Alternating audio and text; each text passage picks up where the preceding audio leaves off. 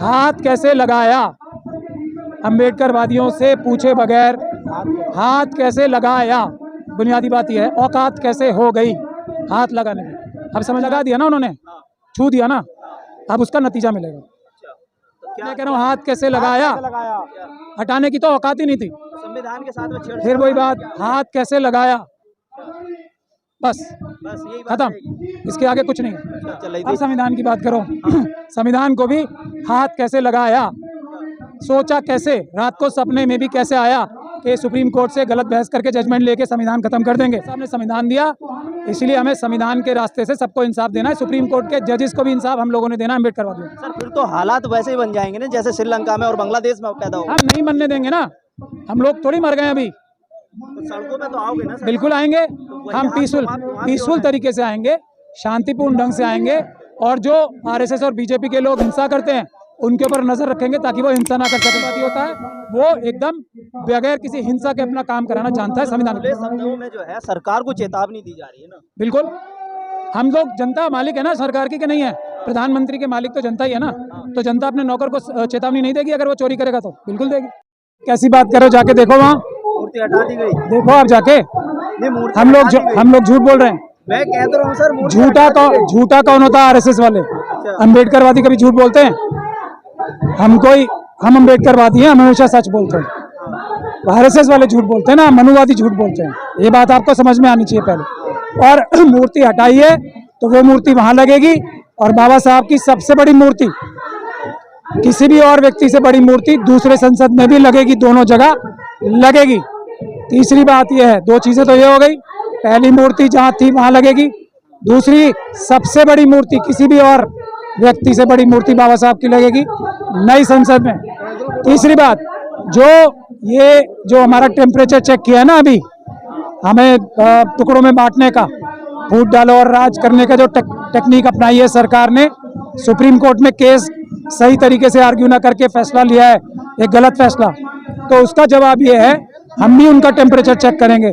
जब तक एक भी बैकलॉग की सीट बाकी है, कोई जनरल कैटेगरी की सीट नहीं होगी अपॉइंट, सारी की सारी पहले कानूनी तौर पे बैकलॉग भरे जाएंगे, फिर हमारे किसी भी समाज के किसी भी व्यक्ति को एक भी नौकरी की जरूरत नहीं पड़ेगी, हर एक परिवार में नौकरी होगी।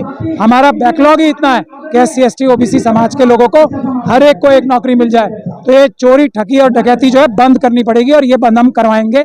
इसीलिए आंदोलन 21 तारीख को भी है, और ये आंदोलन जब तक चलेगा जब तक बैकलॉग की सारी सीटें भरी नहीं जाएंगी, और तब तक एक भी जनरल कैटेगरी की अपॉइंटमेंट नहीं होगी। अच्छा सर, मैं ये जो आप मूर्ति की बात कर रहे थे, लेकिन मूर्ति देखी जाए जो वो कह रहे हैं कि हम दोबारा से निर्माण कर रहे हैं, तो मूर्ति को पीछे लेके जा रहे हैं, ऐसा सामने वक्तव्य आए हैं, तो आपको नहीं लगता कि कुछ निर्माण करने के लिए शायद मूर्ति पीछे जाती है? हाथ कैसे लगाया? हाथ कैसे लगाया? अम्बेडकरवादियों से पूछे बगैर हाथ कैसे लगाया?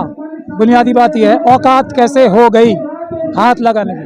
अब समझ में आ रही है बात? तो मतलब आप जो कह रहे हैं कि सर मूर्ति हटाने का मतलब है कि संविधान के साथ में छेड़छाड़। हाथ कैसे लगाया? औकात है, सीधी सीधी औकात की बात है किसी की औकात बाबा साहब की मूर्ति को हाथ लगाएगा? आते हम लोगों के सामने रिक्वेस्ट करते कि ये प्रपोजल है, हम लोगों को मंजूर होता तब करते ना। हाथ कैसे लगाया ये बात है, बाकी बातें सब पीछे है।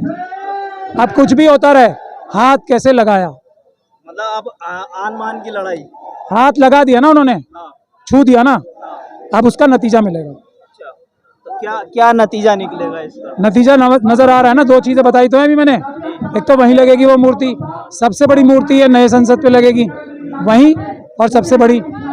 तीसरी बात, बैकलॉग, जब तक बैकलॉग समाप्त नहीं होता एक भी जनरल कैटेगरी की सीट नहीं भरी जाएगी, नहीं दी जाएगी एक भी नौकरी जनरल कैटेगरी वाले लोगों को, जब तक सारा बैकलॉग SC ST OBC का खत्म नहीं हो जाता। अच्छा सर, मूर्ति हटाने का मतलब आपका जो है कि संविधान आप हटाने की बात कर रहे हैं, मैं कह रहा हूँ हाथ कैसे लगाया? हटाने की तो औकात ही नहीं थी, संविधान के साथ में छेड़छाड़। फिर वही बात, हाथ कैसे लगाया, बस यही बात खत्म, इसके आगे कुछ नहीं है। अच्छा, संविधान की जो बात चल रही है, संविधान के साथ में छेड़छाड़ की बात चल रही थी। अब संविधान की बात करो, संविधान को भी हाथ कैसे लगाया, सोचा कैसे, रात को सपने में भी कैसे आया कि सुप्रीम कोर्ट से गलत बहस करके जजमेंट लेके संविधान खत्म कर देंगे। सपने में कैसे आया, सपने में कैसे आया कि मनुस्मृति लागू कर देंगे, ये भी वही बात।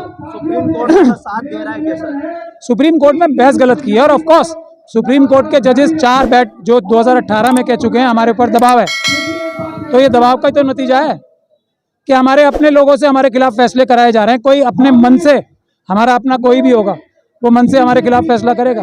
हम लोग बेवकूफ़ हैं।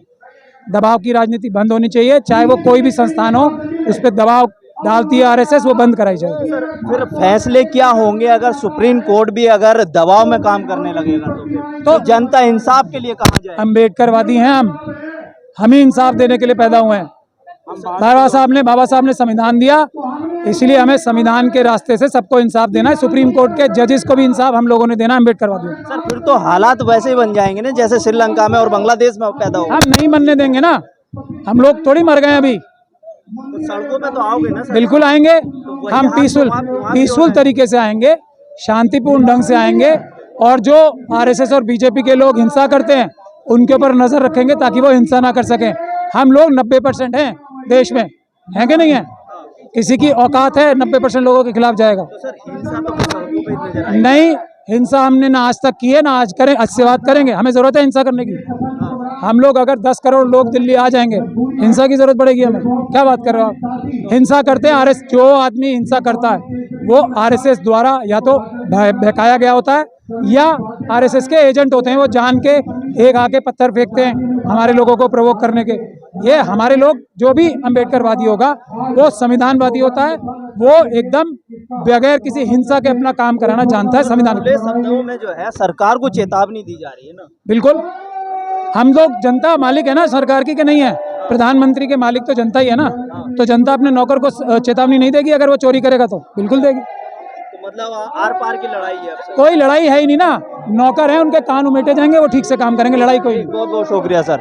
तो ये थे महमूद पिराचल, जिन्होंने साफ शब्दों में कहा है कि अब आर पार की लड़ाई है और अगर जरूरत पड़ी तो सड़कों पर उतरेंगे जब सत्ता में बैठी सरकार अगर इस तरह से कानूनों का दुरुपयोग करेगी। कैमरा पर्सन रियाज के साथ मोहम्मद साजिद, ABC वर्ल्ड हिंदी।